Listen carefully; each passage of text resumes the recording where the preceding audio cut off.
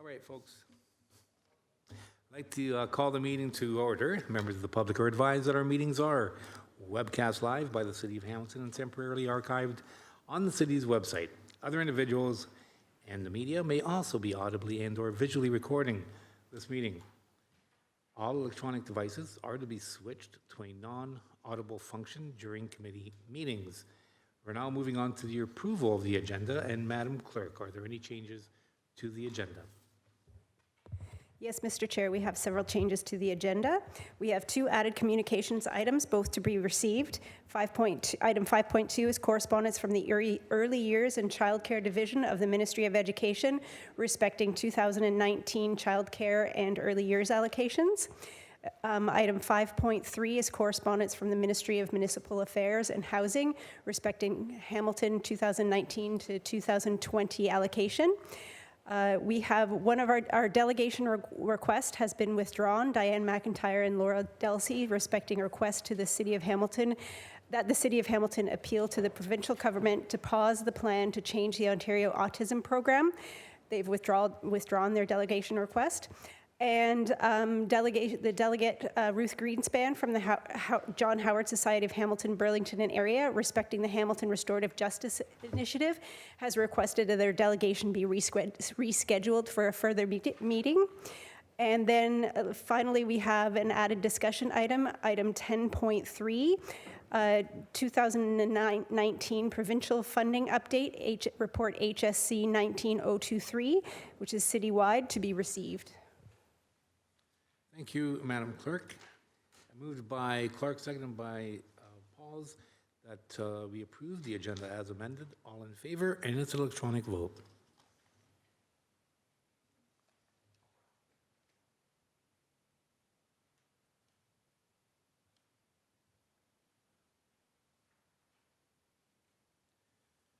Okay, moving on. Under declarations of interest, are there any declarations of interest? Hearing none. Moving on to approval of the minutes of a previous meeting, and that's from April 4th, moved by Whitehead, seconded by Jackson. All in favor, and it's an electronic vote.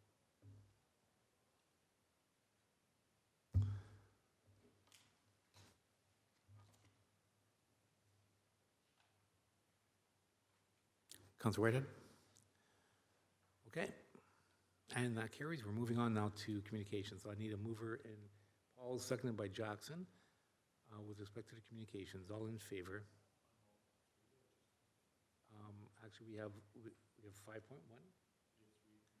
5.2. I'm doing them collectively. Okay, so Councillor Jackson. Thanks, Mr. Chairman. I was just wanting to know your direction if you're doing the three as one motion. So can I just ask then through to the General Manager, in light of what we just received from 5.2 from the Ministry regarding early years, and the other one, that was 5.2, and 5.3 regarding housing, is the General Manager under now new 10.3, Mr. Chairman, under discussion items, provincial funding updates. Is he going to wrap that all up into that? Can I just have a confirmation? That was the intent. Is that the intent? Thank you very much. I'll wait till then. Thank you. So on, Councillor Clark. Yeah, sorry, Mr. Chairman. So with regards to the letter about addiction services wind-up, will we be getting a report from staff in terms of what that impact is? I'm assuming that there are actually young people that are actually in treatment. So through the chair, yes, I can cover that in 10.3 as well. Thank you. Okay, so on the communications, moved by Jackson, seconded by Pauls. All in favor? Carried. And that does not require an electronic vote. Now we're moving on to 7.1, which is the minutes of the interview subcommittee to the Emergency and Community Services Committee, and that's moved by Whitehead, seconded by Nan. And we do all in favor, and there are no questions, and we're just going to receive this. So moved by Whitehead, seconded by Nan, all in favor? And carried. Moving on to 7.2, we have Gage, Hantrick, Peace, Love, Unity, Respect, Dignity. Are there any questions respecting item 7.2? Moved by Whitehead, seconded by Clark. All in favor? Carried. On 7.3, information on the installation of hearing loops in public facilities, and we have a speaker in Councillor Nam. Thank you so much. Through the chair, I just had a quick question. This was a great information report. I was wondering if any content of it regarding the facilities that are existing to provide hearing loops or those spaces that are public assembly areas within the city of Hamilton under, I guess it would be the public areas section and the service counters section, if that information is shared with the Seniors Advisory Committee or the Persons with Disability Advisory Committee.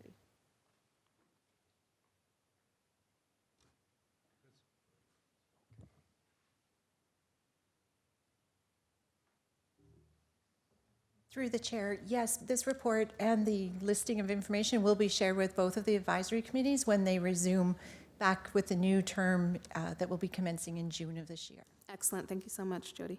And just quickly, this was an initiative that was brought forward by Councillor Skelly, and in conjunction with her staff member or assistant. And I can't recall her name, but I'd love to give her a plug. Does anybody recall the name of the staff member? Just for, no? Well, we'll try to remember for council. Anyway. I know, Tom, you never forget a name. That's true. All right, so on 7.3, did we have a mover and seconder on that? No. So moved by Nan, seconded by Jackson. All in favor? Carried. Now we're moving on to public hearings and delegations. And we have Paul Empringham from the Ancaster Minor Hockey respecting the protection of interests and availability of ice for the Ancaster Minor Hockey League. Paul, can you please come down?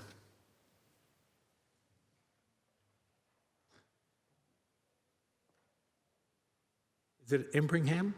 Yes. All right. Welcome, sir. Thank you very much.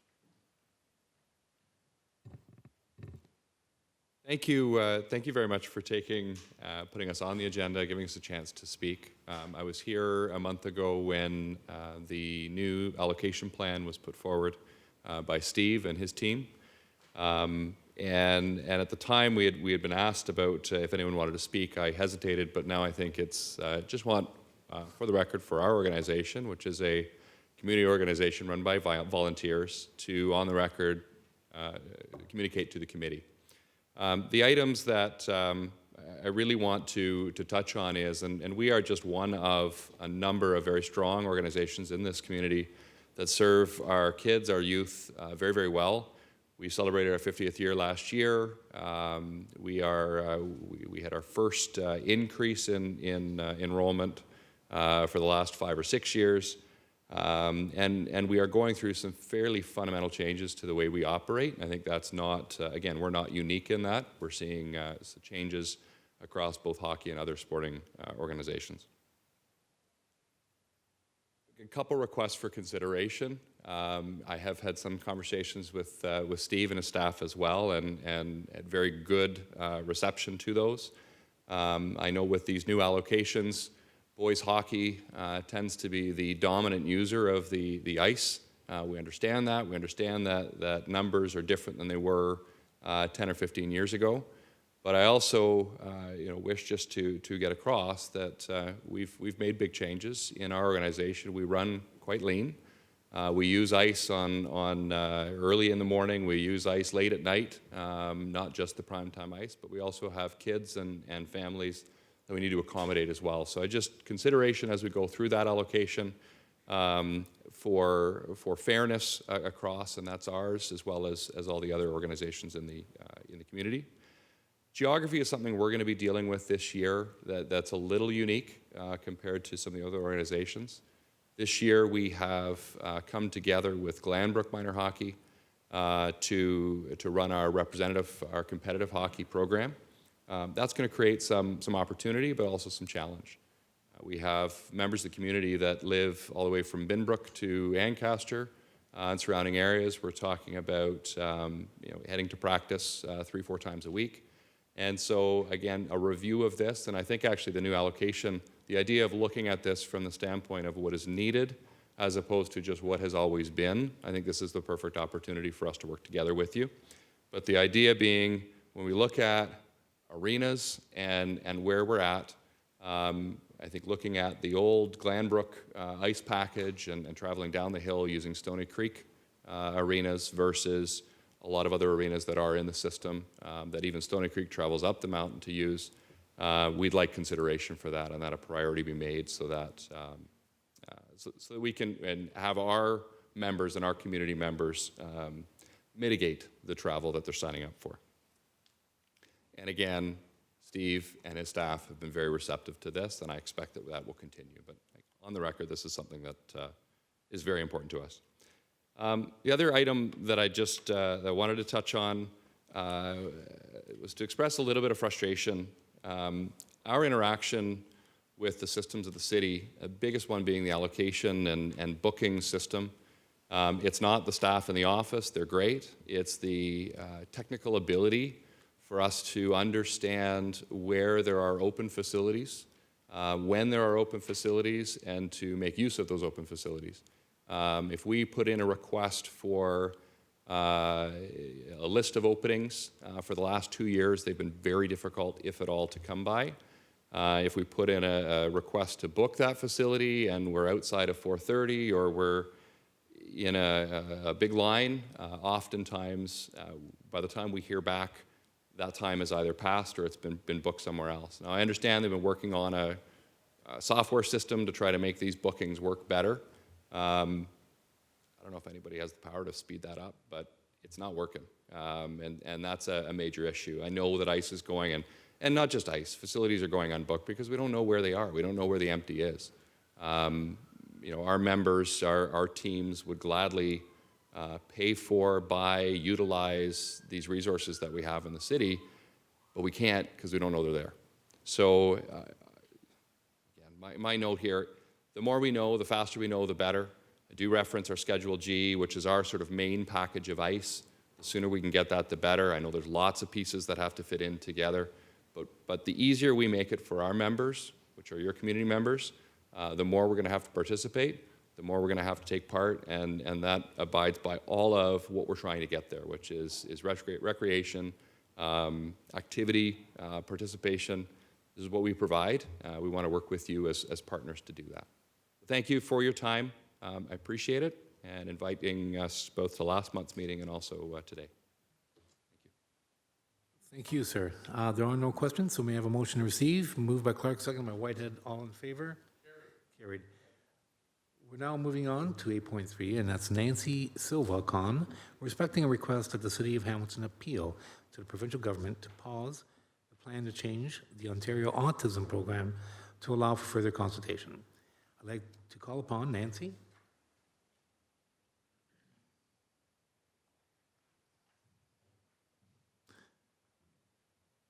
Welcome, Nancy. The floor is yours. And just to allow more time, moved by Jackson, second by Pauls, that we're going to extend your 5-minute limit because the other delegates are not coming forward. So you have now their time. So we'll give you 10 to 15 minutes, whatever you require. Yes, Madam Clerk. You need an electronic vote to do. Oh, okay. So moved by Jackson, seconded by Pauls. All in favor?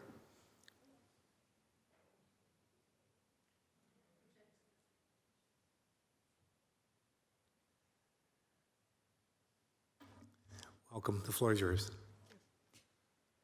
Some of you probably remember me from 2016. My name is Nancy Silva Khan, and I am here to ask again that the City of Hamilton, which has made me proud over and over again, to stand by my family and families like mine living in Hamilton who are currently suffering under the funding cuts to autism therapy and services by the current PC government. For those who are new here today, I am the mother of severely autistic twin boys who have a genetic mutation that will likely leave them wheelchair-bound by the age of 45 and possibly blind and deaf as well.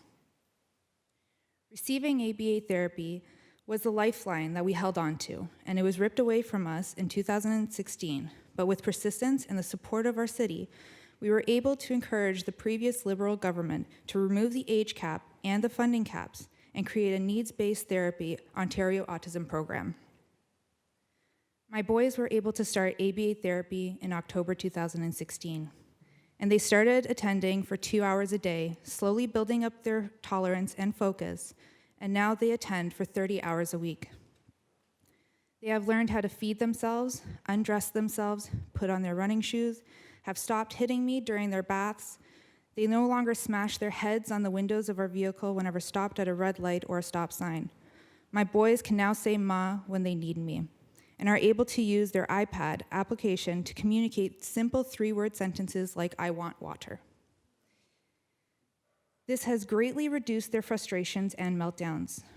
They're still working on potty training, but we are so very, very close. And a couple of months ago, we were able to go to the grocery store as a family for the very first time.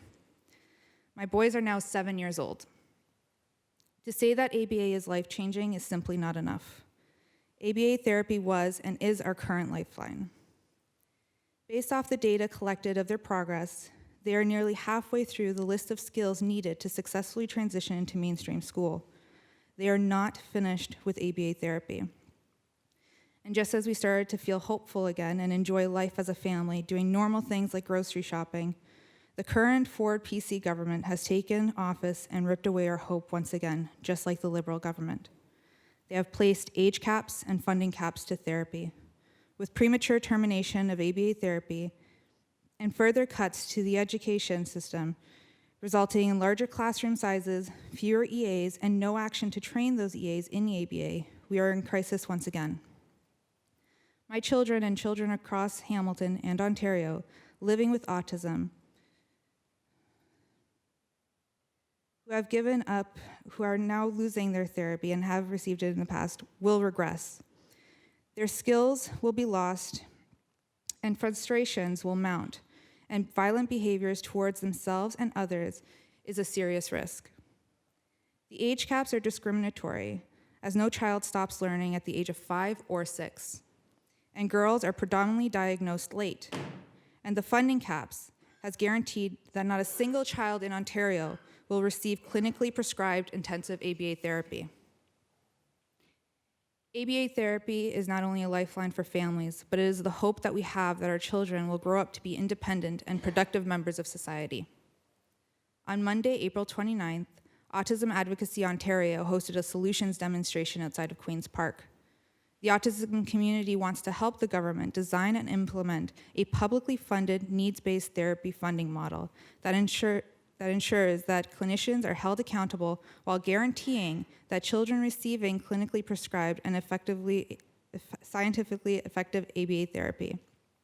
We acknowledge that the Ford PC government has made steps in the right direction by including other therapies like speech therapy, occupational therapy, and physiotherapy.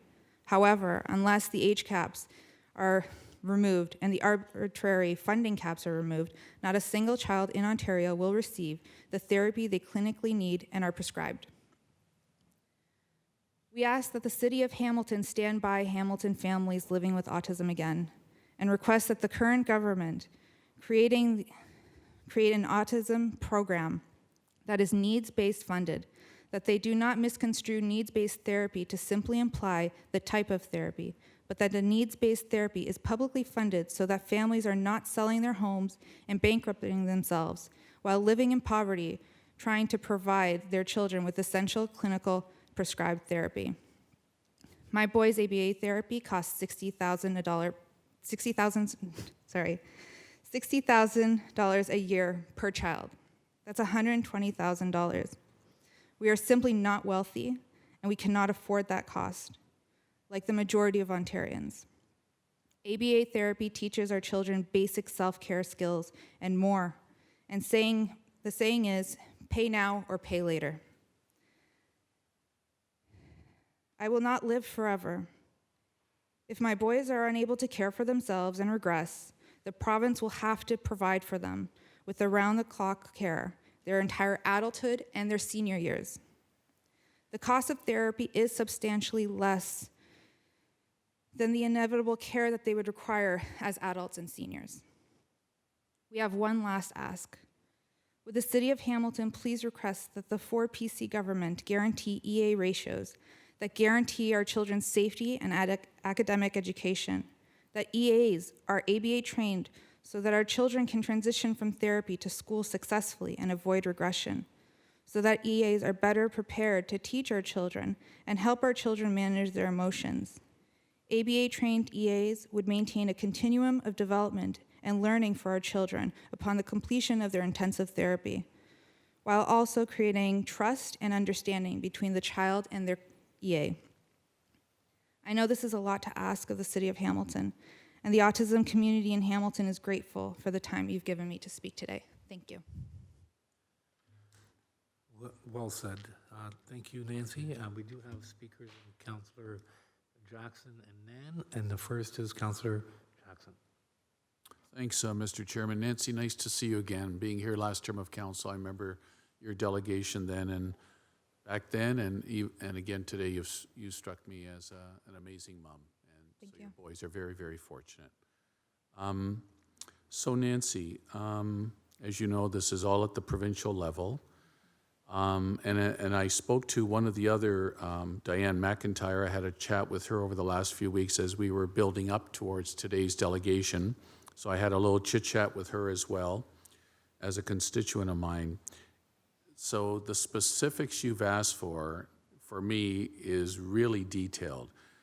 Could I kind of sum it up saying that your hope today would be that we could pass a resolution that would ask the provincial government to basically put a pause on whatever their plans currently are to allow for further consultation and dialogue? Mr. Chairman, through you, please. Nancy, maybe help me understand. They haven't paused it completely, but they're now running two different programs. They're running the program that was put in place by the Liberal government, but they're also continuing with the budgets, the childhood budget packages. No child so far has received this childhood budget package, and they've offered a 6-month extension to children who are currently in therapy. So it would appear that they're pausing the plan, and asking them to pause the plan, they'll just revert to what I just explained and say that they have. But what we want is that if, right now they're holding consultations, and they're holding roundtables and surveys and town halls. We want them to seriously put into place a needs-based model, not just throwing out different therapies, but actually fund those therapies in their entirety when it comes to prescription. So a needs-based model is the trigger words that I've picked up from you that would hopefully capture the essence of what you're asking for today? Yes, Nancy? that they fund the clinically prescribed therapies. Okay, and overall, under the umbrella of the pause continuing, Mr. Chairman, maybe in its entirety instead of a portion of it, that the pause on the Yes. whole autism discussion Yes. would be implemented. Yes, Is that fair to say as well, Nancy? that is fair.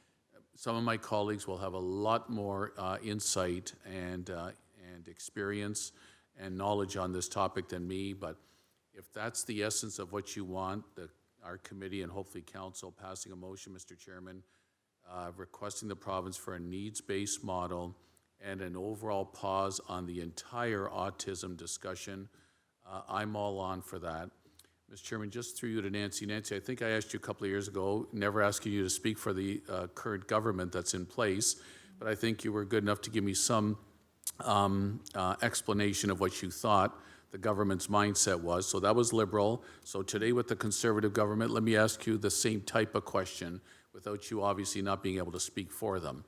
Where do you think this current government is coming from in the direction they took? All I heard in watching limited news, Mr. Chairman, was, oh, there's a list of 20,000 families, and we'd like to give a little bit to all of them.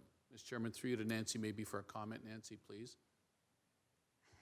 I think when it comes to wanting to address the wait list, the intention was good, but I do think that they failed to recognize that they did not have the data to support their action, because the list that was created during the Liberal government, where they took children who had already received therapy and put them all together in one list. So now you have a list that doesn't differentiate between a child who's never received therapy and a child who has.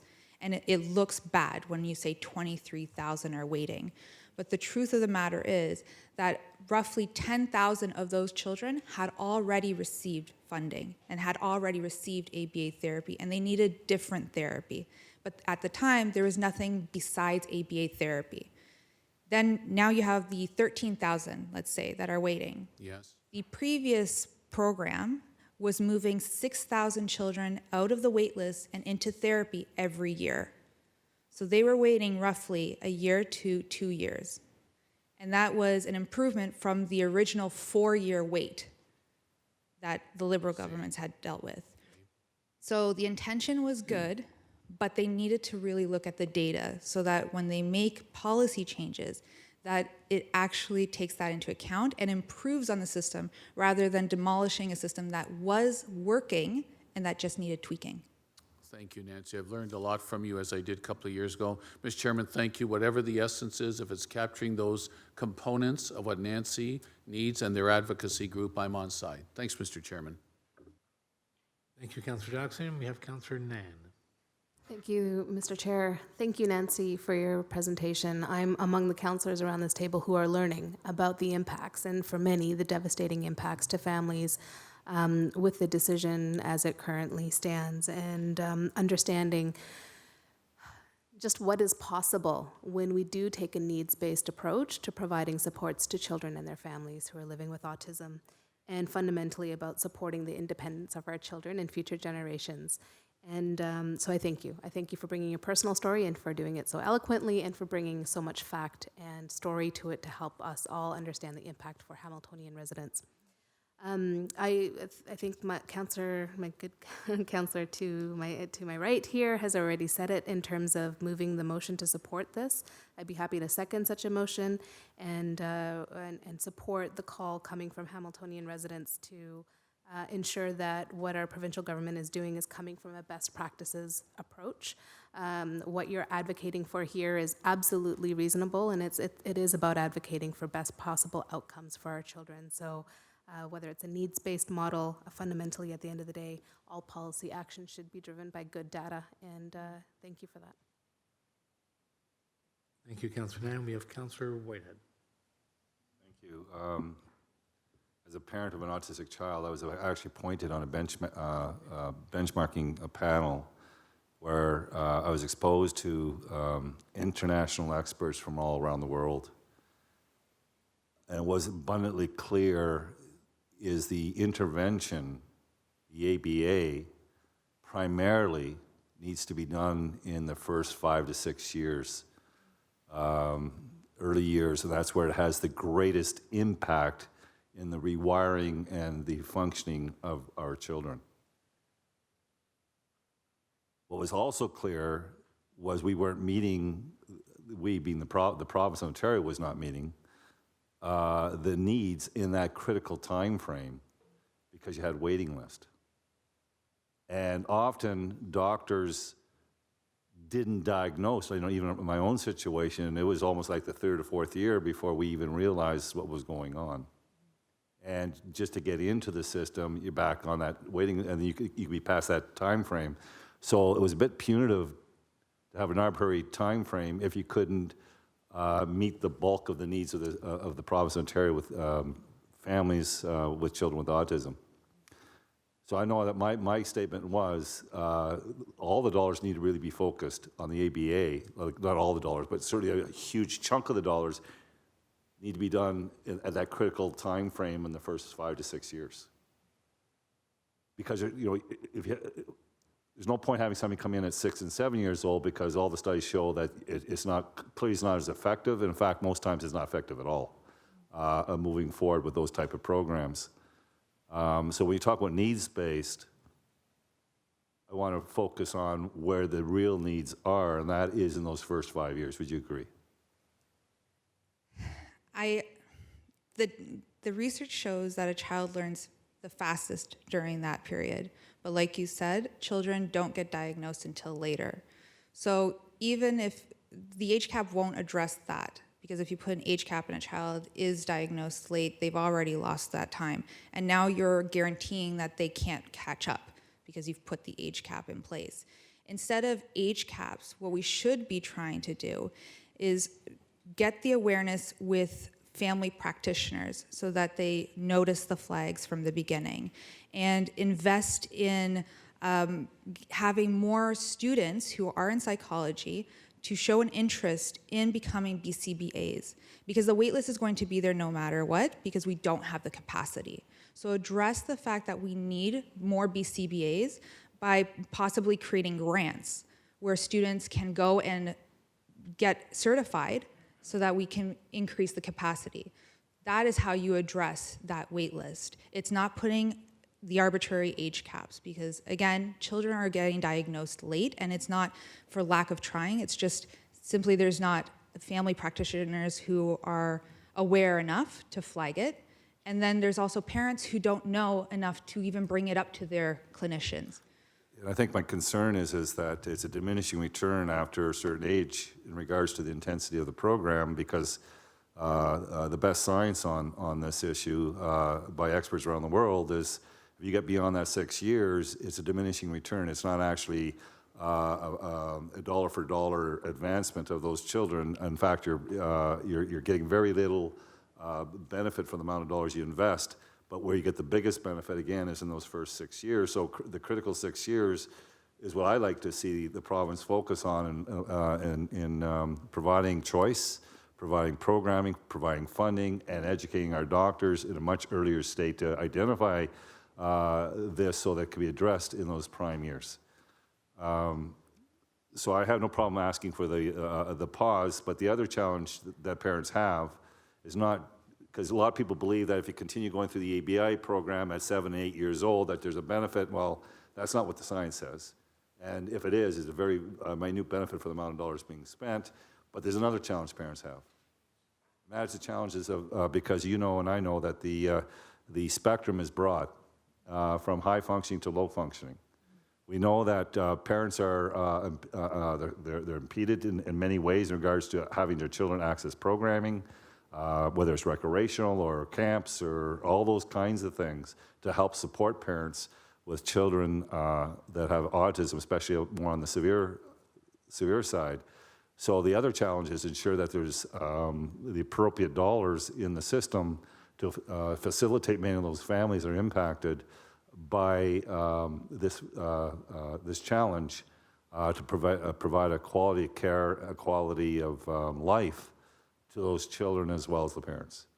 So there's two pieces to it. There's the intervention, the ABA, and certainly there's the support stuff that needs to go on. And the last piece, and I just experienced this at college with my son, is the speech piece, because within the spectrum, they learn in many different ways, and there's still advancements in helping kids to adjust to that learning mechanism, and we haven't done a great job with those kids at a later age, and my understanding is that, again, the science is there that those kinds of adjustments can still be made. So there are opportunities. When you say needs-based, I agree with you. We might have different ideas what needs-based is, because some parents believe that if you go in an intensive program at 7 years old, you're going to get the same results as somebody that went in an intensive program at 4 years old, and the science would clearly say, no, that's not the case. So, so needs-based is timing, and I want to make sure that the dollars are being focused at the right timing for parents and families, and physicians are educated so that we diagnose in time that these children get the adequate supports and intervention at the right time where it gets the greatest benefit. There's no point doing it when you don't get the well, I shouldn't say there's no point in doing it afterwards. My point is a real serious benefit if you get it in the time frame that is the best experts suggest get the best results. So I certainly support the motion that Councillor Jackson wants to put forward. There certainly needs to be a pause. There needs to be a broader conversations with not only the autism organizations, but with parents that have real life experiences. And because the spectrum is so large, and the challenges can be so different, that we need to understand those complexities and ensure that it's not one shoe fits all. It really is a very complex approach to this challenge. So I support the pause, but I would also suggest that we can go further and may ask for broader comprehensive consultation with all stakeholders, including parents.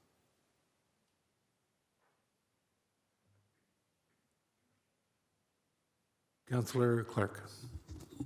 Thank you, Mr. Chairman. So I have a couple of questions for Ms. Silva Khan, and then I would like to hear what Councillor Jackson's motion is before we allow the delegate to sit down, because I would like your comments on it, if you don't mind. So perhaps we could start with that, if the councillor is ready. If not, I'll just ask my questions. Sure, no problem. Thank you, Councillor. I appreciate that. So, how old are your children? Your twins? 7. They're 7? And they've been in IBI treatment for a number of years?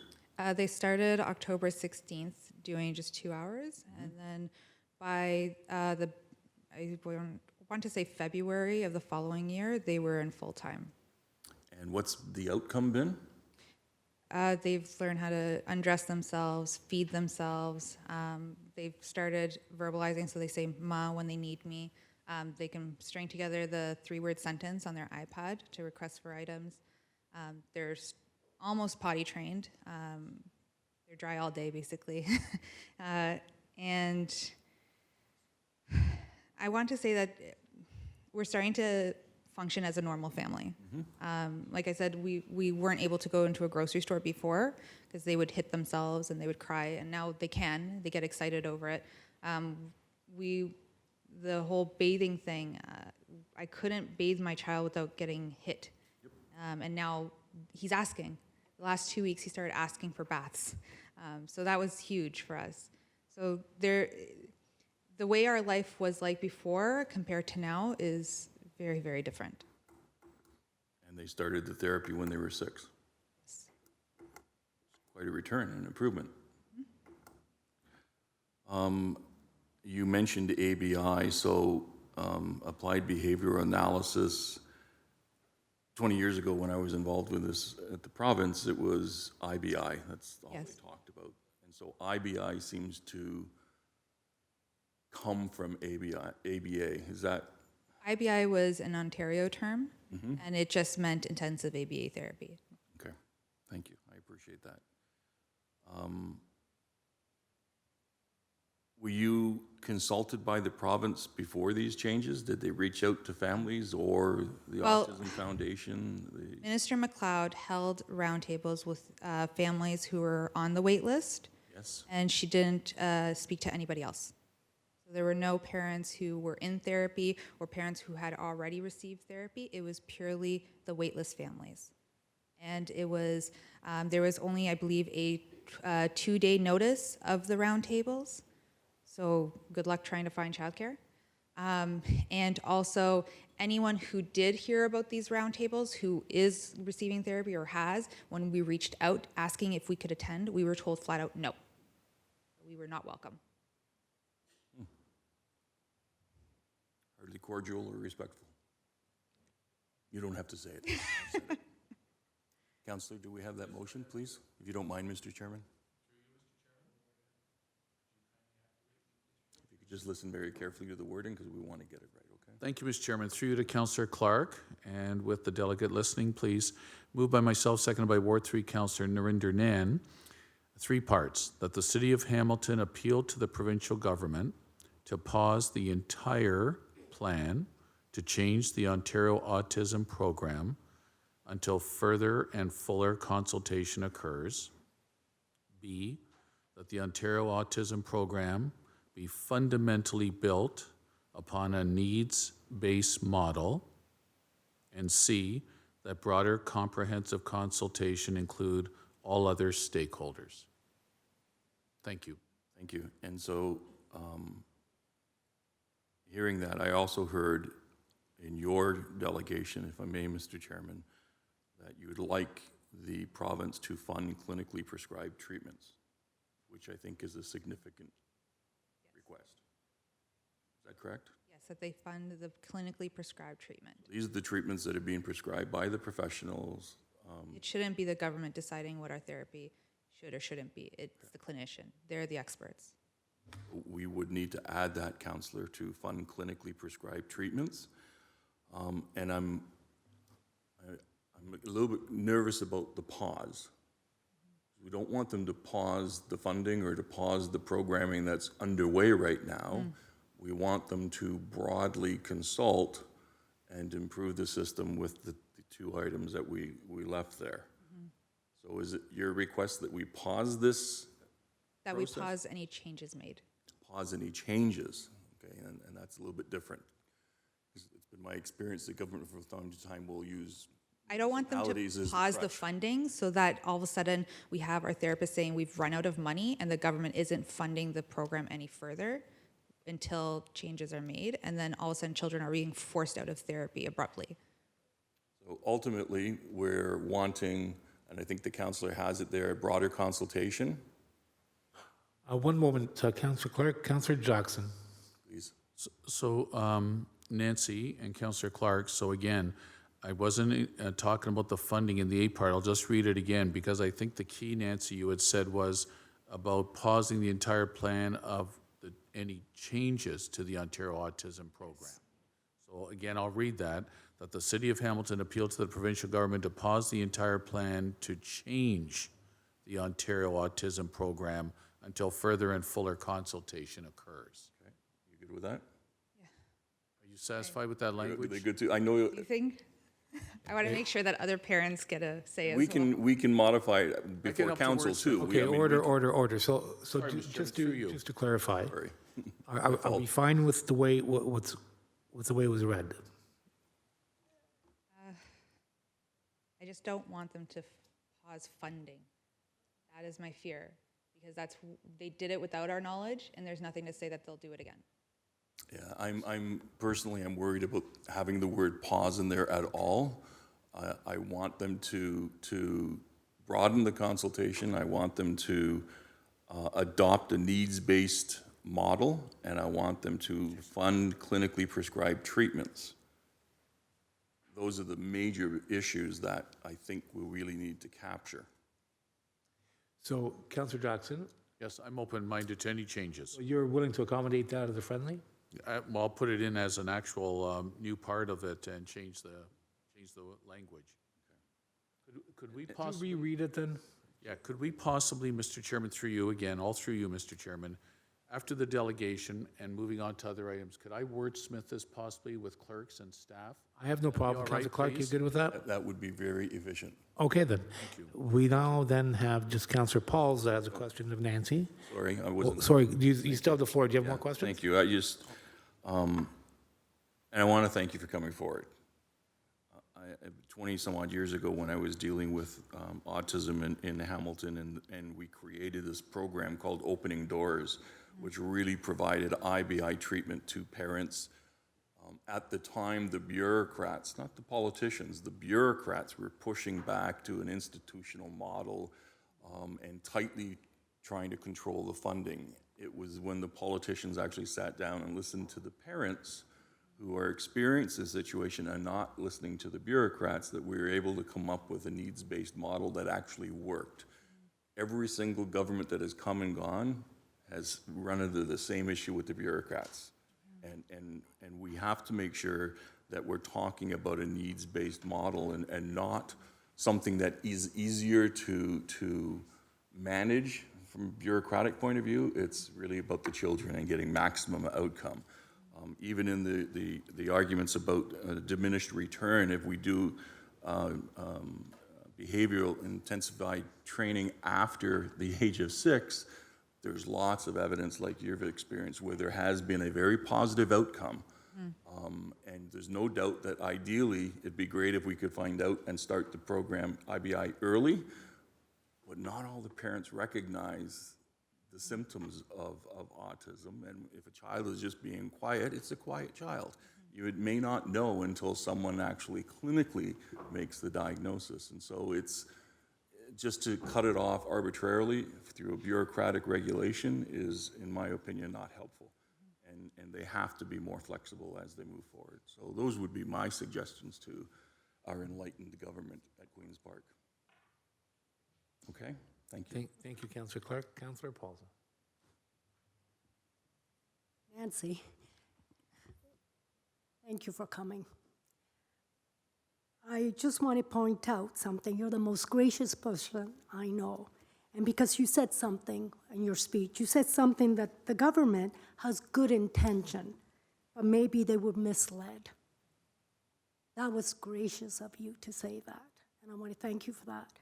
You are a person of knowledge because you live in it every day. So I want to tell you, thank you for coming, and I will support this 100%, whatever I can do. So thank you. Thank you. Thank you, Councillor Pauls. Motion to receive the presentation, moved by Clark, seconded by Nan. All in favor? Carried. Thank you, Nancy. Thank you. Now, Councillor Jackson has a motion that he'll be bringing back later on. Okay, fair enough. And now we're going to move on then to the discussion items, and we do have 10.1 that's before us, and that's Reaching Home, Canada's Homelessness Strategy. Are there any questions of staff? Okay then, so moving on then, this is electronic vote, and it's moved by Clark, seconded by Nan. All in favor?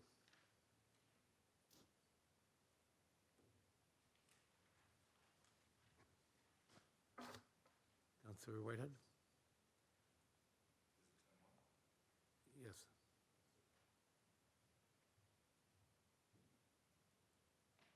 Okay, that carries. Now we're moving on to 10.2, and St. Matthew's House request for a service manager. Consent to sell units, and we have Councillor Whitehead.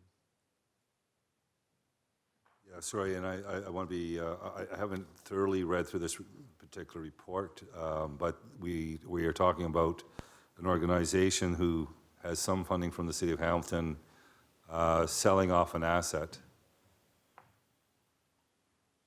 So we have pretty strong restrictions on these things. So I'm wondering if this meets the requirements, or does it raise any flags? Edward? Through the chair to the councillor, it does meet all the criteria. The funding that is received from the sale of the properties is being redeployed into an existing seniors program, which meets the criteria. Thank you. Are you fine? All right, Councillor Clark. Yeah, I just think it's an innovative approach for St. Matthews, and I think it's a prudent decision that they're making. It really will help them out significantly, so I fully support it.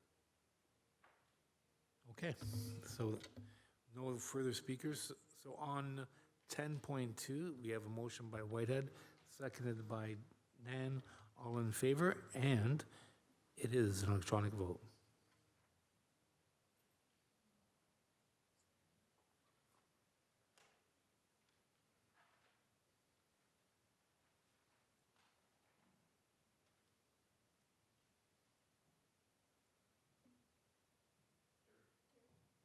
Okay, moving on now to 10.3.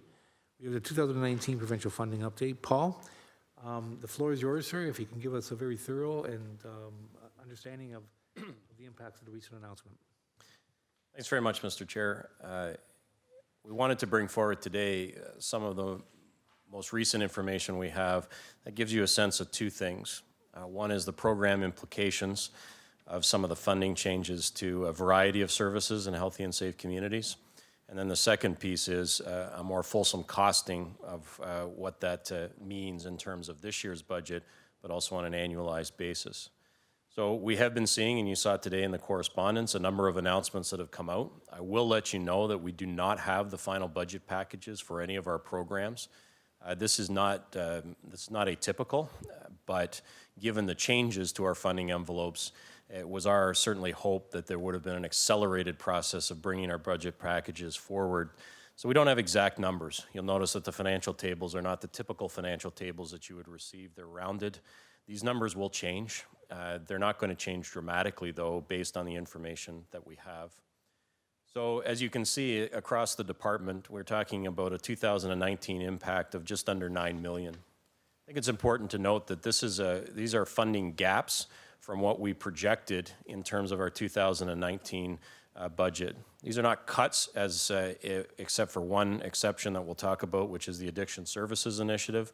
But generally speaking, these were announcements that the City of Hamilton would be required to place more investment into these programs than we had previously estimated. The most significant changes are in two programs. The first is Children's Services and Neighborhood Development, and that is primarily around early years and childcare. And the second is in our public health unit. When it comes to the childcare and early learning, it was announced that there would be changes to the cost-sharing approach that the government would take in two specific areas. The first is around the administration of these programs, which is now shared 50-50 between the municipality and the province. It's important to note that when administration is used, this is the delivery of the program in many cases, so it is not what I would call non-program staff primarily. These are folks that, for instance, would be welcoming families and helping them to process their child care fee subsidy applications. So that was a shift that we've had to absorb. The second piece was one particular portion of our child care funding has been moved to an 80-20 cost share, 80% by the provincial government, 20% by the municipality, and previously that had been 100% funded through the provincial government. This line area is about $10 million. It's called expansion, but a number of people have said, well, then we just won't expand. The challenge is it's expansion funding for previous expansion as well. So this is funding that helps us to support the system of childcare that we have, which has expanded dramatically over the years. So this is money that we were anticipating needing in order to keep our system whole. Those two changes amount to about $3.4 million on an annual basis, and prorated this year, it's about the same amount. And the reason that the two are similar is that we think there'll be a slight adjustment on the annual basis, which would allow us to kind of be in the same ballpark of $3.4 million. So that is an issue where not only is it a gap in our funding, but if the city is not to make their cost share agreements, it has a more profound impact. Because if we do not make our contribution to the 80-20 line, we will not be flowed the $10 million. So in essence, it is a larger potential reduction in our provincial funding because it is a mandatory cost share if you wish to receive that portion of the child care. I just want to pause and make sure that it is not the entire child care budget of close to $70 million, but for that $10 million pocket. But that would represent a significant impact on the number of child care spaces and the number of programs to support early learning that we would be able to provide. So it isn't quite as simple as finding a way to massage through a $3.4 million gap, because if we don't provide the cost-sharing amount municipally, we would not be eligible for some portion of our child care funding. On the public health side, it is a little more straightforward in the calculation. They have moved the cost-sharing agreements for public health units. In our case, it is to 70-30 from 75-25. And in the future, it is expected that our region for public health amalgamation would be in the 60-40 range, that will definitely be in a region that has more than 1 million people in it. So two things are happening in public health. One is a proposed move towards regionalized public health services. We have no information in terms of how that will look. We do have our individual public health call with the ministry happening next week. So the ministry did commit to having a one-on-one call with all 35 public health units. That will occur next week. And so we may have some more information at the May Board of Health to provide in terms of, as they put it, this is a call to provide a bit of information, but mostly to try and answer some of our questions. And obviously, if they can't answer them, try and get some information to us. So the impact of that cost-sharing change represents about $2.4 million in 2019. As we look at it on an annualized basis, it is estimated at $3.3 million.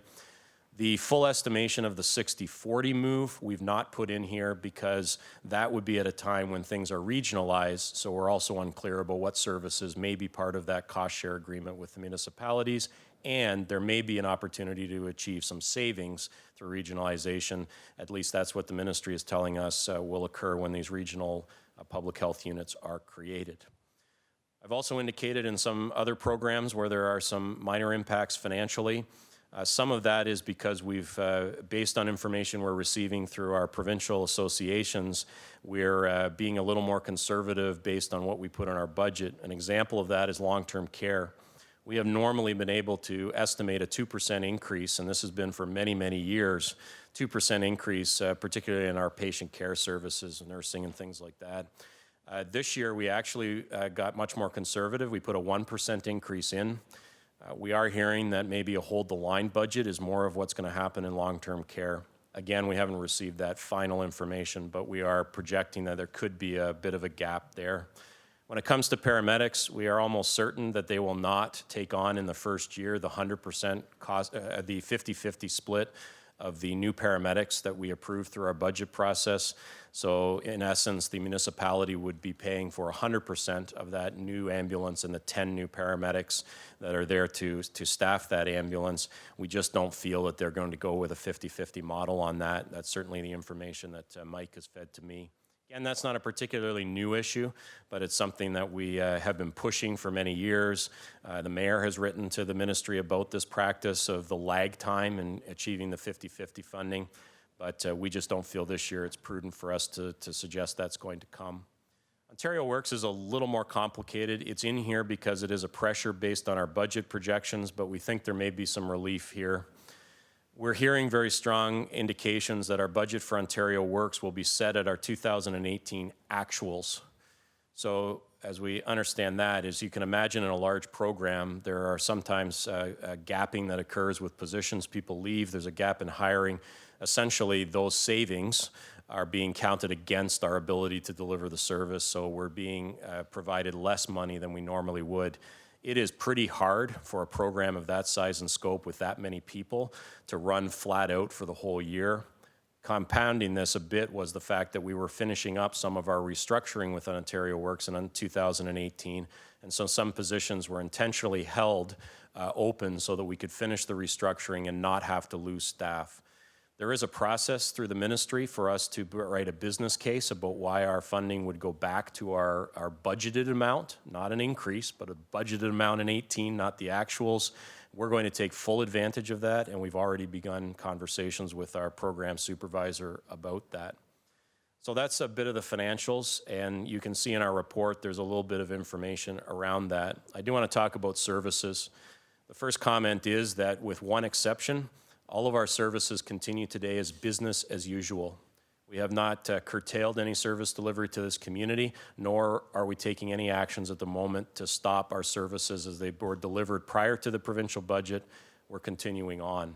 The mitigation work will take more weeks and potentially months for us to bring back some options for 2019 and forward, but I want to assure the public that those services remain intact. The one exception to that is the Addiction Services Initiative, which was funded through Ontario Works and which was canceled in this budget. The wind-up for that project takes place on July 31st of this year. Our staff are in the process of transitioning individuals who are part of that. Important to recognize these are all adults that are in our Ontario Works system. They require more intensive case management and support for addictions issues. This was an initiative that was started as a pilot in 2011. It's never kind of removed itself from a pilot phase, but it is being canceled. This has an impact on our staff. There are 10 individuals who are currently working in that program. We hope that we can keep those folks within the city of Hamilton and are looking at ways that with our vacancies we can limit the impact to their personal lives. But I have to tell you what's most inspiring is that I've had a chance to talk to two people who are employed in our Addiction Services Initiative work. Their conversation with me was about how they're transitioning the people they work with. They didn't talk about their job first. They didn't talk about how they were going to survive, although that is an anxiety for them. They were talking about how they're working with their clients. So that's the kind of staff that we have. We were sitting at an average of about 175 people per month being part of that service. It is fair to say that the provincial government is committed to investing more money in addictions and mental health, and they've made that commitment. The challenge I think we're finding practically is that those services will not be online, and those additional abilities to take on new clients will not be online by July 31st. This is new money, it's new expansion that's rolling out over time. So we are working with our community partners to find ways of connecting people with further counseling or addiction support. But you know, as our chair will know from his past, this becomes challenging. These services are not readily available. So in summary, it is a strong financial impact, but I will tell you that today that is just the financial impact of the information we've received. We are beginning now our work to look at mitigating that in all ways that we can, and we will be bringing back more information about that in a couple of months. It will likely come back as a corporate report because there are also impacts of the provincial budget in other departments, most specifically in Public Works, who are dealing with the impacts of the provincial gas tax not doubling as it was previously suggested. So we have to do the work on that. Do I think these numbers will hold at this level? I would say to you, no. Do I think I can fill this entire gap with some, magic tricks? The answer is no. So we are going to be in a situation where we'll have to deal with this year, and then we'll also have to get some guidance about how we're going to deal with our 2020 budget. So I would say to you that the next couple of months are when you'll hear some more from us in terms of how we'll mitigate these impacts. And in the meantime, we continue to work with our provincial organizations and work directly with government to see what is possible. We have suggested at the last meeting, there's been a follow-up from the mayor's office. You heard our interim city manager say that we should be exploring transition funding for this year. I can tell you the mayor's office has reached out to me, and we are going to be proactive in terms of working with the mayor's office and getting some of those letters in. The public health area offered that proactively, but other ministries have not. We are going to request that every ministry consider that, most specifically the education ministry, which is responsible for childcare.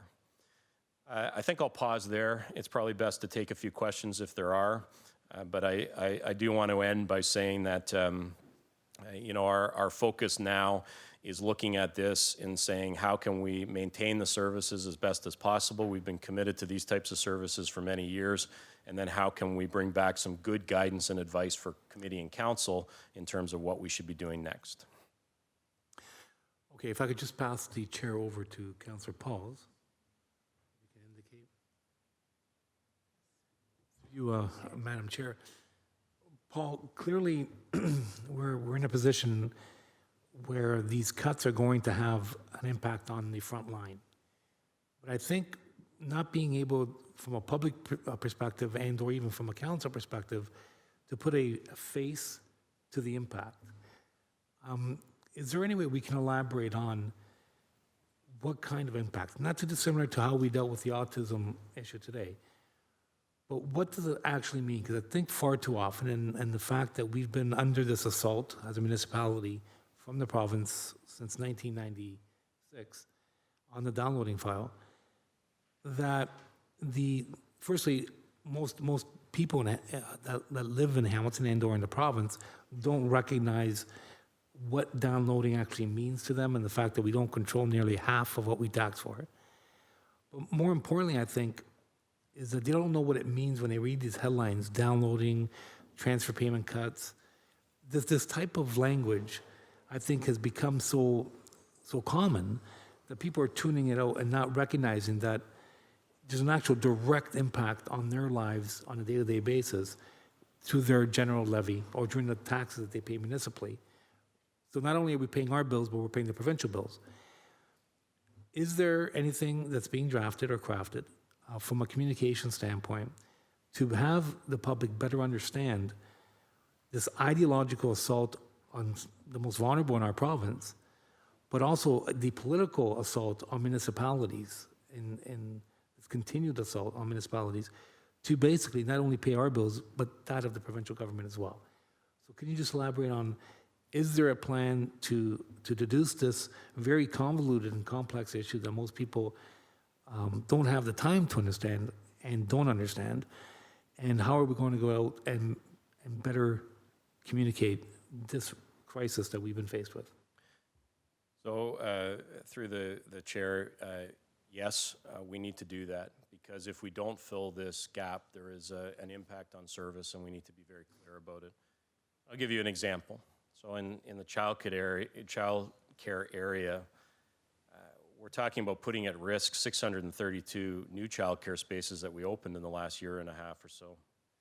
We're talking about the 183 more children that were receiving special needs resourcing. And on a day when we've heard directly from delegations about the impact of autism services, the broader special needs umbrella is certainly something we've tried to improve. We had 250 more children per month receiving fee subsidies in the last year or so. And we had about 4,000 people receiving benefit of our affordability plan, which lowered the cost of childcare for all families in this city last year, an innovative program brought forward by our childcare staff under Grace's leadership. So across the board, through the chair, we will be indicating what it means, because I think as we bring forward advice about how we might fill this gap, we need to understand the service implications of that. The other thing I'd leave is that, you know, some of these conversations say, geez, it's not a lot of money overall when you look at our budget is $640 million. And then I put it in the context of saying what we're talking about today is more than 1% of an increase on the property tax base. So for us as a local municipality, this is a very big deal, even though the money itself, in the grand scheme of large budget figures, to your point, doesn't seem like a whole lot. It has a tremendous impact on those who we may be serving, who are living in some of these homes, who will see their taxes increased at the property level. So you've heard me say for many, many years, some of the things that we're being asked to contribute to as a municipality are just programs that make very little sense to be on a property tax base in the first place. And there's a further burden of that as well. We'll have to bring you back some options and ideas about how that works. And we'll also be able to communicate more clearly across all our programs what the implications of not filling that gap might look like. Which brings me to the point of, can we formally, I know that we can provide just direction, we don't need a motion, but if we can formally have you put together a plan of action to partner with communications and all the other departments impacted by any announcement out of this budget, and what the actual bottom line impact will be, and how it's going to impact the residents. So it really is an awareness campaign, because I think far too often people read the headline on one day or 2 days, and they're not making the connection to how it impacts their monthly tax bill or quarterly bill that they pay to the city and or a user fee. So until people recognize that there's a direct correlation between these announcements at the provincial level and their pocketbooks, it'll never change, because it'll never become a political hot potato. And as you know, through you, Madam Chair, Paul, we had a provincial summit on this issue that members of Parliament attended, but rarely did this issue of downloading come up in the campaign with all three parties. And I know that one party in particular, one leader in particular, heard it from me quite loudly. But the problem is, because it's so complex and convoluted, it's not an easy messaged type of issue. But I guarantee you that if they did understand it, they would be voting differently when the election day comes. So we've tried the summit, we've tried the awareness campaign, we've tried litigation. I even at one time brought forward a notice of motion to sue the province based on this, to try to create awareness, to no avail. We've even included inserts in the taxes, in their envelopes, when they receive the taxes, to outline that 50% of what we control or don't control, we're taxing for it. But as you know, I'm at my wit's end. I'm almost to a point where I've spoken ad nauseum on this issue for 20 years, and we've seen some successes, and we were seeing some success with the Liberal government, and now to be taken back, many, many steps back, after seeing some, it's draconian in nature, but it's incredibly frustrating, to a point where I somewhat feel numb by it. But one thing's for certain, there's a class war going on right now, and they're using smoke and mirrors like buck of beer campaigns and extending alcohol retail hours and tailgate parties. The bottom line is they are driving us to drink, they're at least providing us with an opportunity to do that more often during the day. So I rest assured that if I need to bring forward a motion with respect to that campaign awareness, I will, and I'll work with you accordingly toward it. But I presume that direction is just, through you, Madam Chair, direction is good enough? So through the chair, I think direction is good enough, and I can actually say to you that I've talked to communications. There is now a single point of contact within communications around the provincial budget impacts for the city, with the idea that we do need a coordinated and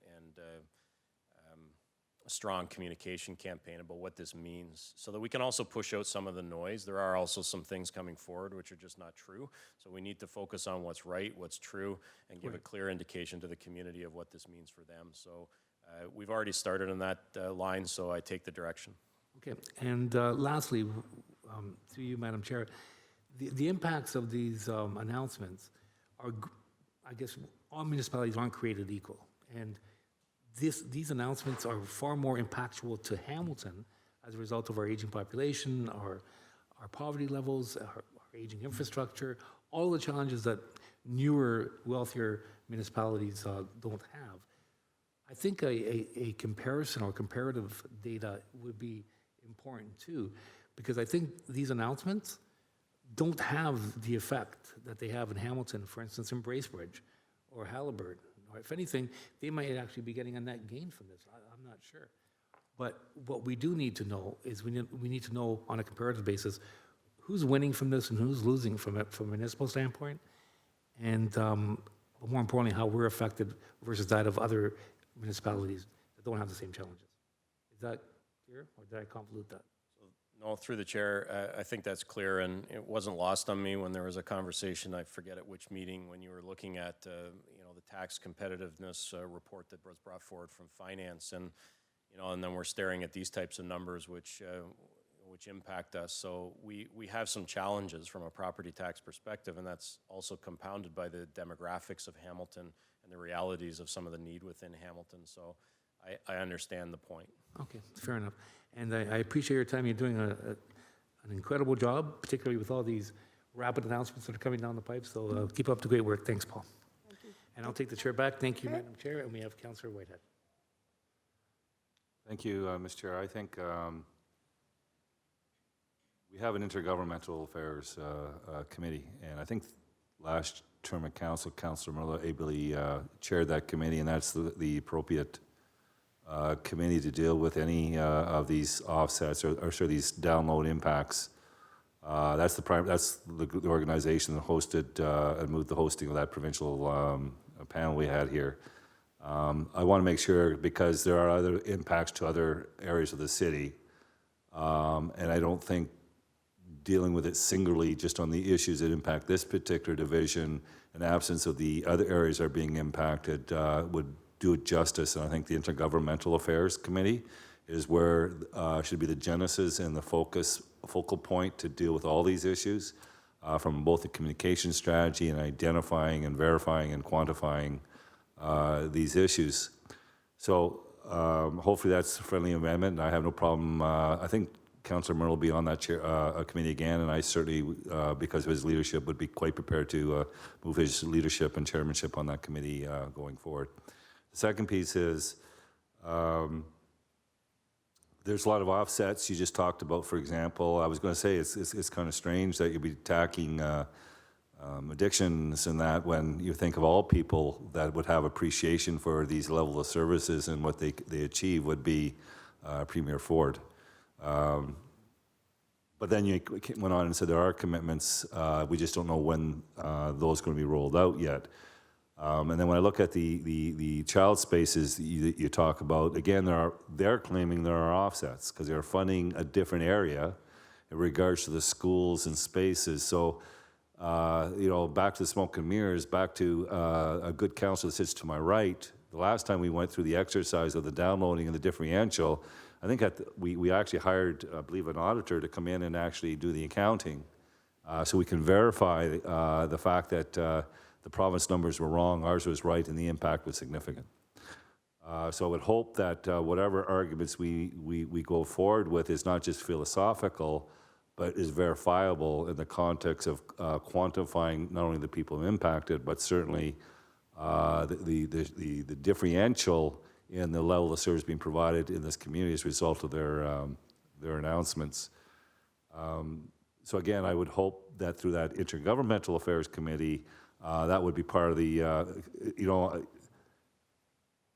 the good councillor to the right of me had indicated that when you're going to go and deal with the province of Ontario, then make sure you got all your facts. Just don't shoot short. No, it was Councillor Clark, actually, when it came to the auditors, if I recall.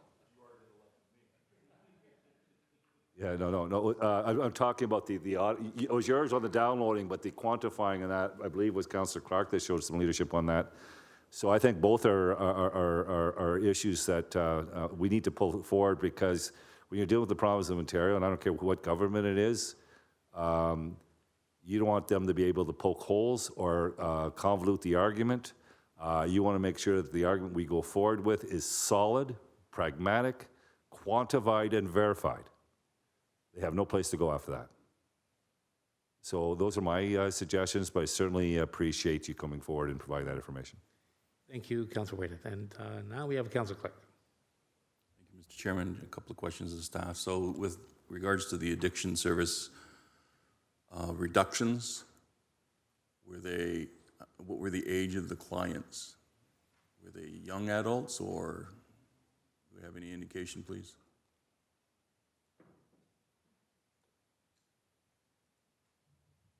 Mr. Chair, I'm going to let Bonnie talk a little bit more in detail about the program.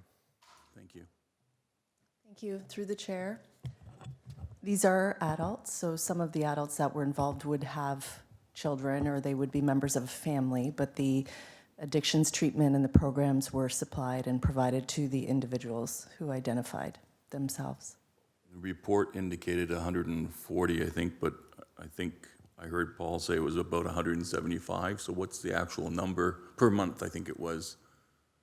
So they were individuals who were in active treatment, who were receiving treatment through counseling services, and also individuals who were working with Ontario Work staff to go through programming. So that's why there's a difference between those two numbers. Okay. And in terms of assisting with their transition, how are we doing that? So as Paul indicated, the individual case managers in this situation and the counselors who are involved with the Addiction Services Initiative are meeting with individuals one-on-one to come up with a plan to assist them to transition. As Paul indicated as well, there are unfortunate potential for gaps in service because the replacement or the provision of service that was identified is not in place and is not expected to be in place by the end of July. So they are working with those people individually to try to come up with the best possible plan that they can. I will also indicate that the individual Ontario Works case managers, because they are so passionate about the work that they provide, have indicated that they would like to continue to provide the Ontario Works side of service to those individuals so that they see as minimum impact to their ongoing work as possible. And so do we have yet numbers in terms of how many clients we can't provide additional services to, or we don't have somewhere that they can be referred to? We don't have those final numbers yet. I will say that the province has indicated that anyone who is in or expected to be in active treatment at the end of July, that we can make a business case to try to have their treatment coverage continued after that. That is the other reason why we're working through each case one by one to establish what their best course of action for those individuals would be. So we would be applying for that funding at the end of July? No, we're already starting discussions around that, but in order to move through, we will be identifying the individuals who are, as I said, in active treatment that will not be scheduled to be finished in time, but we'll be moving ahead with that, looking for those funds now, not waiting until the last minute. Thank you, Bonnie. And will that report come back to us, Paul? Because it's important that we be kept in the loop as to how many individuals are finding and their services are being continued until they complete the program versus those that there's no services available for them. Yeah, so through the chair, that is something that would come back to this committee. Although it's tied with the provincial budget, that's a little different than what Councillor Whitehead was saying about a more collective effort around some of the gaps we have. The specific information about our addiction services initiative will come back here. I think there are still things emerging around that, and as Bonnie says, because some of the treatment's not provided by our staff, we may be getting them into treatment programs. We want to make sure that all those funding pieces are kept in place. We'll bring you regular updates in June and July in terms of just as an information piece, so you're aware. Yeah, I've found over the years that we can get distracted with the larger global numbers, but we really need to pay attention at the individual micro level to make sure that we're not having someone fall through a crack. And And so that's why I think those are really important. Mr. Chairman, to the paramedic side, the agreement of 50-50 was a signed agreement between AMO and the province of Ontario. So how can the province of Ontario now make the decision that they're no longer going to support a 50-50 split on capital costs for land ambulances? Through you, Mr. Chair, you're correct that there is an agreement in place on the 50-50 funding. The challenge on the 50-50 funding comes in two different areas. As you may be aware, we submit to the province of Ontario in the fall of each year what's being approved for the current year's operating budget by council, and we anticipate in our budget process that the ministry will fund 50% of the operating costs, as well as give whatever inflationary increases are required for that operating year for the next operating year. The gap that we end up dealing with is council approvals following that process. So the council approval this year, for example, in terms of our 50-50 for the vehicle enhancement just approved by council just a few months ago. That funding was not part of the submission because it was not approved by council last year, and we continue to work with the ministry, and we have for several years, asking for those council enhancements for the current operating year to be funded in that operating year, and that's the gap which the general manager has spoken to. The other challenge in terms of 50-50 funding is while we end up having 50-50 funding in the process, typically it revolves around the inflationary increases allowed by the ministry. So two elements, the current year operating enhancement plus the inflationary increase. I believe last year the ministry approved was either 1.25 or 1.5% in terms of inflationary increase. We've budgeted, I believe, at 1.5% for this operating year. We're not sure whether we get a 0% increase, a 1% increase, or a 2% increase. So we anticipate, we're expecting 2%. We know that's what our wage and benefit costs are in terms of the increase. The collective agreements that's already had the increases assigned to staff. But we're not budgeting it as the general managers identified. We're budgeting in a more conservative sense now, anticipating that we may not get that inflationary increase as well. And so when do we file for that additional money? Through the chair, we usually receive our funding letter from the ministry the first or second week of May, so we're anticipating it shortly. I'm hoping that it will be through very shortly. We've not received any information that it will not be. Once we end up receiving the funding letter from the ministry, that would be the point at which we would go back to the ministry and say we would appreciate consideration of whatever other costs. How effective that would be, I don't know given the current landscape. Mr. Chairman, when that letter comes in, is this committee apprised of what that letter says and what the numbers are?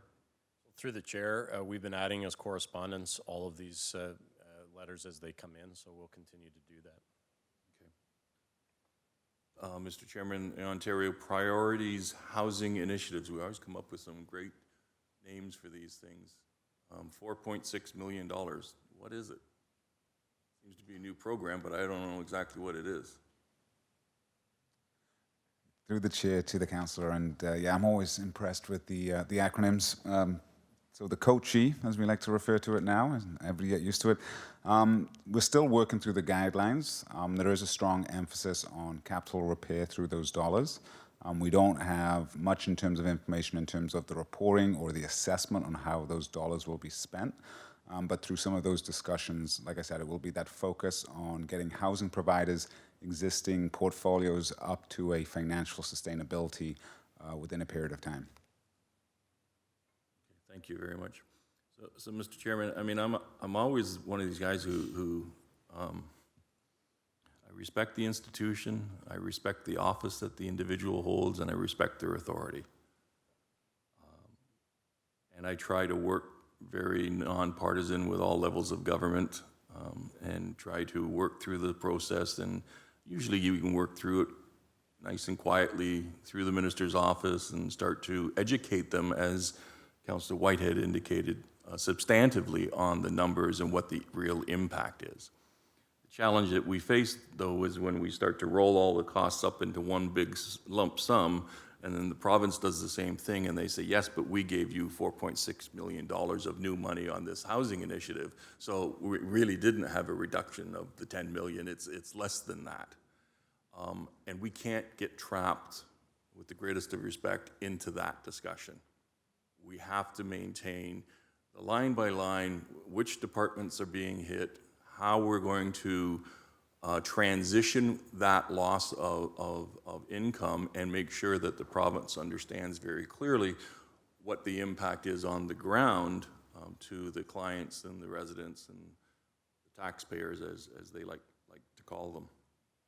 So I'm really concerned as we go forward here that we start to lose sight by just talking about the overall general numbers. And I agree, it's been more than 20 years now. We've been talking about the downloading and it just keeps coming. I mean, every government has found some way of stealthily doing some form of downloading. Whether it's federal or provincial, they all seem to find a way to manage to do it, and it comes down to the property base, and then we have to decide whether or not we can actually pay for it, and if we can't pay for it, guess who the bad guy is, because we're the ones that end up cutting the service. And that's the problem that I'm seeing. And in the city of Hamilton, when we have our taxes right now, our property taxes are 6% above the provincial average, 14% of our residents have a real challenging time paying any increase in property taxes. This type of accounting that is going on really puts the impact on those folks because they just can't afford any of the increase. So the best case going forward is to really tackle some of these issues head on in each of the departments. Here's the real impacts. I have no problems working with the government relations, whatever they call it now, Council, Intergovernmental Affairs Relations Committee.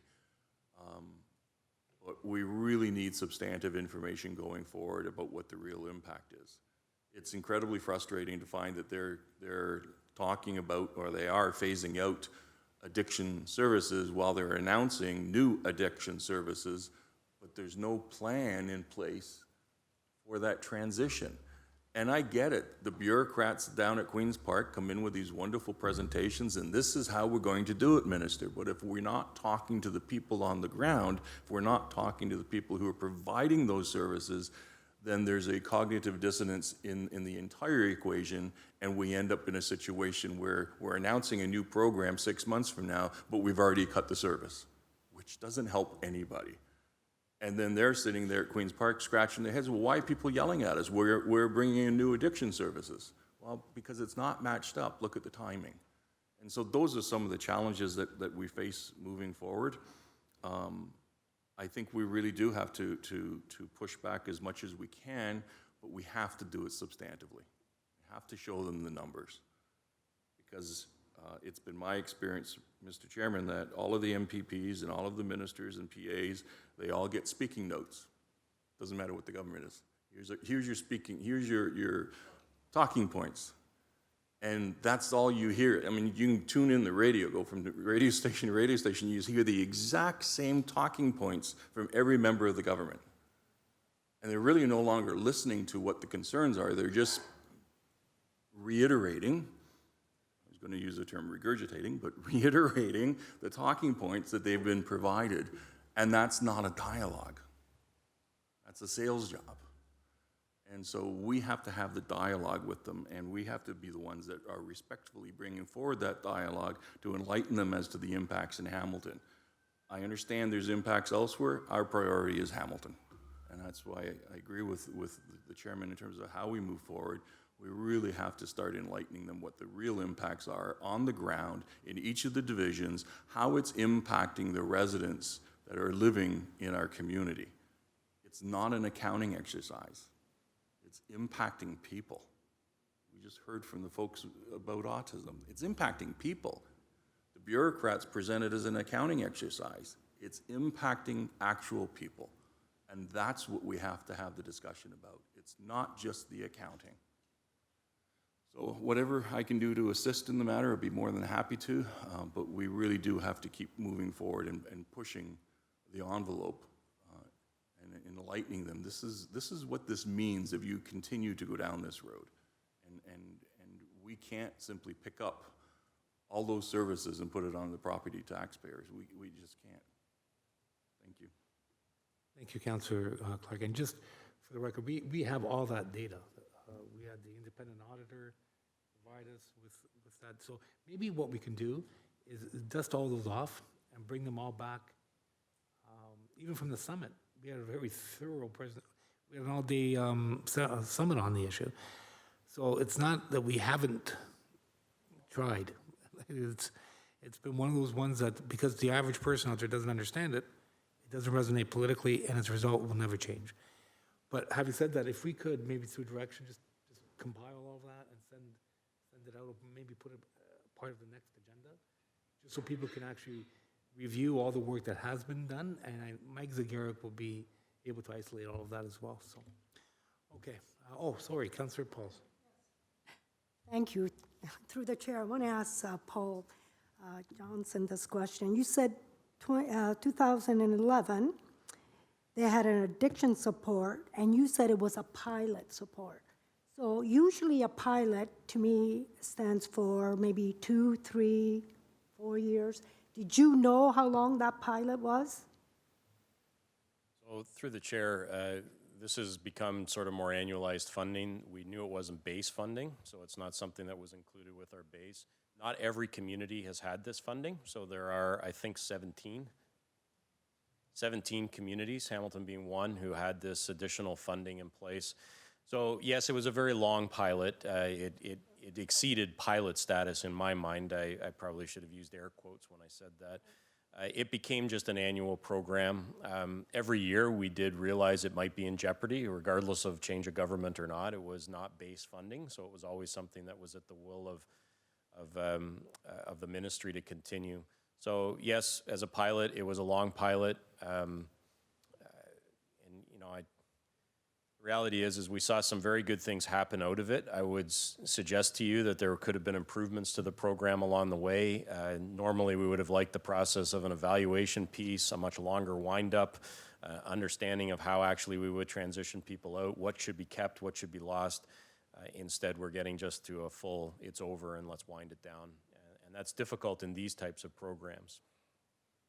I understand that, but isn't the government now giving money for mental addiction? Wasn't it 1.9 billion or something? I don't know, how much was it for the next 10 years? So are they putting funding somewhere else? I don't understand why they would take one type of addiction support, and also, but they're promising all this support for mental health. So can you explain that, or? So through the chair, and I think, you know, the previous speaker said it well, is that there is no doubt there is more money coming for certain services. There is no doubt there's a commitment to more long-term care beds. There is no doubt there is a commitment to more childcare spaces and a rebate on childcare fees. Reality is, though, that not all of them match up to what we need, and the reality is that at some point we still have to pay the bills for some of the ongoing services that won't change. So there is more money going in. Those services don't exist today in the community, and some of them aren't expanding at the rate that we're able to. Our staff are very creative, and you know, at hazard a guess, we're just dealing with Ontario Works recipients. They're not the only ones in the world that may need to access addiction services. So there are opportunities available. Our folks will work as hard as they can, but I think it's more the coordinated approach. And if I can say just one more piece on this, it's this way on every front. So we're regionalizing public health. A new autonomous public health board system will be in place by April 1st of 2020. I have no indication what the region looks like. I have no indication on the process of that. Elizabeth has no more information through some private MOH channel. You know, there isn't information out. And so we're building a system as we're trying to save money, figure out in-year funding, and we have no idea what we're planning for either. Perhaps if I understood the end state, it might be easier to figure out how we get there. And I think that's, if you sense a bit of frustration, that would be where my overall frustration is. I think the money is important, but we'll figure that out. I think the services are critical. We'll communicate that. But when I don't know where we're going, all of these very smart people that sit around me, we're all there trying to guess and anticipate. And that does two things for you. One is you could be wrong. One of the previous speakers mentioned that, and that's a bad place to be in. But the second thing is you could be wasting time doing something and mitigating something that's going to be mitigated for you. I just wish I understood more of it, and right now, all of my colleagues who are sitting here are in the same boat. They wish they knew a little bit more of some of the direction. So did I hear you say next week you'll be meeting or you'll be doing conference call to know more about it? So, through the chair, hope springs eternal. Next week, I will give credit to the Ministry of Health. The fact that they're sitting down, through a conference call, talking with each of the 35 public health units within about a 3-week period is appreciated. There's no question about it. I don't know how much information we'll get. We'll hold out hope that some of our key questions are answered at that time. But yes, we're going to have a one-on-one conversation, the Medical Officer of Health and the Ministry of Health to start to work through that. So do you suggest we wait and see what's going on before we jump into conclusions of so many other departments that we're... So through the chair, I think we're working on multiple paths. I have a challenge in particular with the fiduciary responsibility I have as a general manager in that most of these changes to funding took place April 1st of this year. That means the meter's running. You know, it's unlikely that you're just going to turn around and say, Paul, spend whatever you need to this year, it's okay. So I have this responsibility to figure out how to manage the finances in this budget year. We have the responsibility to wait so that we don't plan and review advice that's not helpful. But I also think we have this idea that we need to communicate what potentially could happen as a result of this so the community is aware. So we're working on multiple fronts on this. Yes, we need to wait because some of the things, you know, the paramedic chief just gave me an update through his association today about, you know, some of where that regionalization maybe is headed, and we need to wait on that as well. So we're waiting, but on the other hand, if you look at the 2019 projected impact, and I can tell you that some of those are pretty locked down. The public health formula is pretty locked down. The child care formula is pretty locked down. That's a significant amount of money that you're going to want to know at some point, how are we making up this difference in 2019? Thank you. Thank you, Councillor Pauls. We have Councillor Whitehead for a second time. Yeah, Councillor Merlin touched on something that's very important, but when he's been pounding the drum on the downloading, I've been pounding the drum on disproportionate impacts on communities. I've been talking about there's probably 4 to 5 regional centers in Ontario that take on the significant burden of all the rural and small community Ontario in respect to mental health, the health care, services, poverty, all those kinds of things. Hamilton is certainly one of those regional centers. We also know that disproportionately we have more mental health issues in our community than many others, and more than likely that's because we have some excellent programs and facilities in this community. We know that we have a high senior population. We know we have a relatively high poverty population relative to many communities across Ontario. So when the provincial government goes down this road, there is a disproportionate impact exponentially on communities that are regional centers. So I do not want to lose sight through the chair that I don't think we've done a good enough job, and I think we need to identify what those other regional centers are and work in collaboration, because it has been something we've never done. I say, look, 5 communities or 6 communities, whatever that number is in regards to identify as regional centers, they're taking that burden. We need to collaborate and make our point to the province that there needs to be a different funding mechanism. We talked about earlier about needs-based funding. Well, really, when you talk about municipalities, it's not a per capita funding model that we should be looking at when it comes to human services. It should be a needs-based funding that goes to communities based on the disproportionate amount of issues within those regional centers.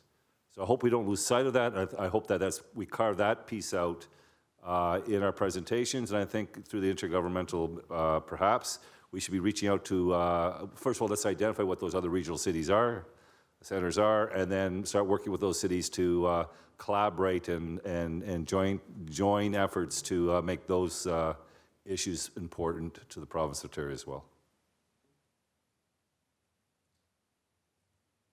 Councillor Clark. Thank you. Just a final comment with regards to public health and the proposals. You know, I don't know what the problem is that they're trying to solve, and I guess that's one of my first issues, is what exactly is the government trying to solve by merging the 35 public health departments into 10? I know that there was an issue 6 to 8 years ago with regards to some public health departments didn't have medical officers of health. And so they were sharing MOHs between a number of public health boards. I understand all that. But somewhere in all of this discussion, it's been minimized on the talk shows that the public health departments are just play a small role in the health ministry. And they honestly don't. I mean, if you look at the work that the epidemiologists do when a disease breaks out in a community, they're the ones that are on the front line, and they're the ones that are dealing with this thing, trying to protect lives, trying to prevent the spread of that disease. When SARS happened, it was those public health nurses that were on the front line dealing with that issue. It was those medical officers of health that were dealing with that issue. And if you now create 10 out of 35, you create a situation where the former medical officer of health and the former public health departments who truly knew their municipality, knew the little idiosyncrasies of the community, knew the different cultural identities of different areas, knew where the hot spots for addiction were and the issues of poverty, knew exactly where everything were. Now they have to figure it out for St. Catharines and Hamilton and Niagara Falls and Fort Erie, if that's one of the 10. We're going to lose something in all of that, and the risk is far too great across the board. So we really do need to try to have the conversation with the Ministry of Health in terms of what exactly are you trying to accomplish. And if their argument is it's just the savings, I can assure you that if they go from 35 to 10, there won't be the savings, Mr. Chairman, because what will happen is the salaries of those medical officers of health who used to be responsible for 500,000 people and are now responsible for 1+5 million people, their salaries will go up dramatically. And all of the department heads, their salaries will go up dramatically. So there are no savings in that. It's been proven out. So what is it that they're trying to solve? And that's the conversation that we need to have with the Ministry of Health. Chair, if I could just respond for a second, I think the question you ask is one of our really fundamental questions is what is this split between what would be locally delivered? There has been a commitment from the ministry that this is not about moving all services to some regional place where you somehow have public health inspectors going to one spot in a region and then fanning out across huge geographies, that there would be this local and regional approach. What that split looks like is critically important to ask. And are there opportunities? Elizabeth, Nin certainly would say, yeah, there are opportunities. You know, things around privacy, things around data sharing are probably best done with fewer entities than more. If we could have one electronic medical record across this province, we'd be much further ahead in terms of overall health. But the piece that is unanswered and you've raised is the local knowledge, and it ties back into this idea that not all communities are the same. That the other piece that worries me about Hamilton is we do have some of these specific and unique things.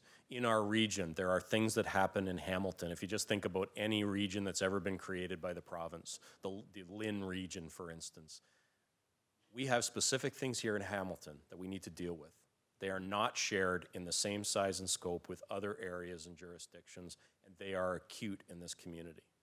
And whether you're talking about the opioid issue, whether you're talking about issues of child development, we have some and with our urbanization and the increasing urbanization, we're going to have to deal with those.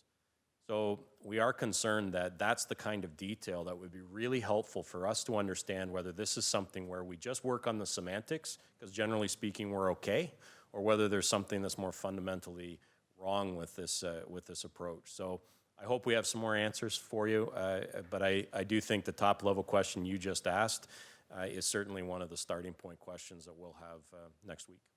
Thank you. Thank you very much, everyone. Moved by Whitehead, seconded by Pauls, that we receive item 10.3. All in favor? Carried. Now we're moving on to motions. So should we deal with Councillor Jackson first, or do you want to, because that was related to the report. So on Councillor Jackson, the floor is yours. Okay, thanks, Mr. Chairman. With great assistance from Director Grace Mader, Moved by, what happened?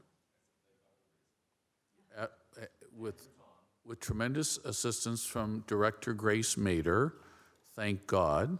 Moved by myself, seconded by Ward 3 Councillor Narinder Nan, that council request the Government of Ontario to, number one, maintain the autism funding at its current levels and models.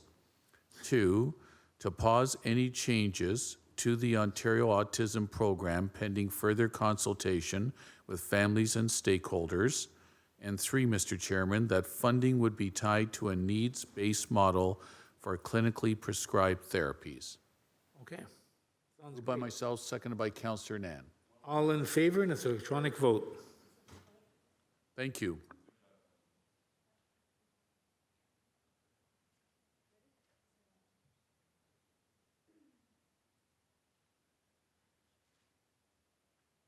All right then, thanks.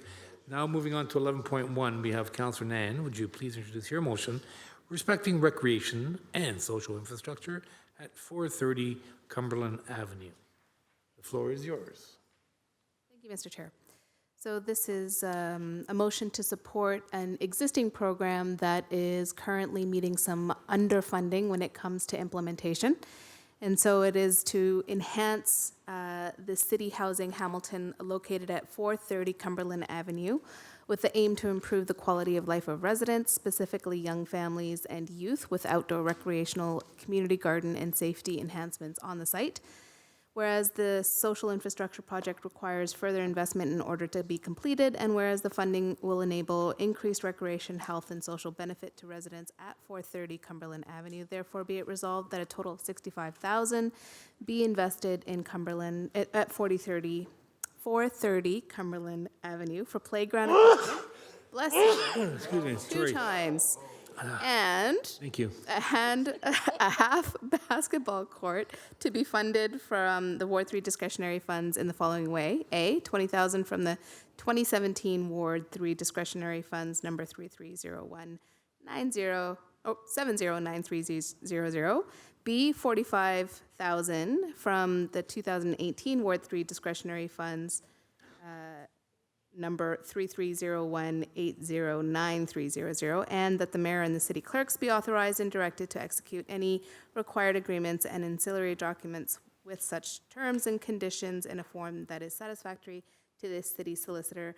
Moved by myself and seconded by the good councillor Tom Jackson. All right then, all in favor, and it's a recorded vote.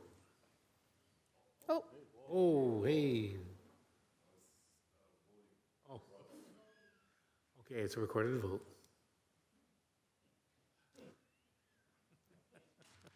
cheers and thank you. Okay then, so now we're moving on to general information and other business, and I need a mover and a seconder to approve the amendments on the outstanding business list. Moved by Whitehead, seconded by Pauls, and it's an electronic vote. Perfect. Now, moved by Jackson to adjourn, seconded by Whitehead. Oh wait, I gotta vote on this one. And let's get this one done first. Now on adjournment, we have Jackson, Whitehead, all in favor? Carried. Thanks, everybody.